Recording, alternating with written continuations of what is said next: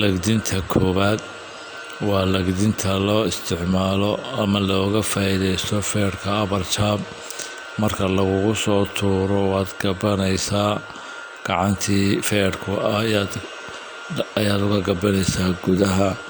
Waxaad qabsanaysaa madaxa feerka, talaabaad ku guuraysaa, gacantaada kale ayaad hoos marinaysaa, kilinkilada gacantaad hayso xagga dambead ka soo wareejinaysaa ilaa aad soo qabato garabkiisa. Waad isku soo dhajinaysaa, kadibna dhabarkaad u ridanaysaa, dabeetana jilibkaad dhulka dhigaysaa, waad iska rogaysaa.